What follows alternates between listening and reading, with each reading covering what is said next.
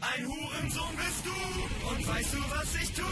Ich steck dich in den Plastiksack und bind ihn oben zu. Und wenn du dann noch schreist, ach bitte lass mich raus, dann bind ich ihn noch fester zu und setz mich oben drauf. Schalalalala, schalalalala, dann bind ich ihn noch fester zu und setz mich oben drauf.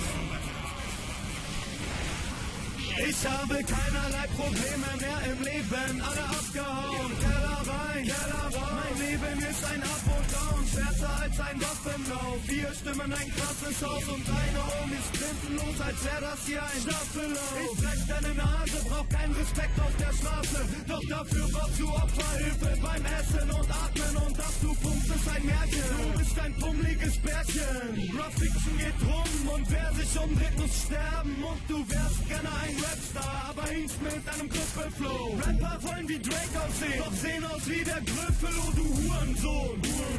Komm mir nicht mit Straßenslang, denn ich hau dir aufs Maul, bis du klingst wie dieser Party. Ich werd die Menschheit gefickt. Nein, wir ändern uns nicht, denn wir sind wach, radikal bis in die Endzeit, du Bitch. Und egal wie hart ihr seid, unser Panzer ist härter, jetzt werft die Faust in die Luft und schreit raus, was dein Herz sagt, denn das ist R.U.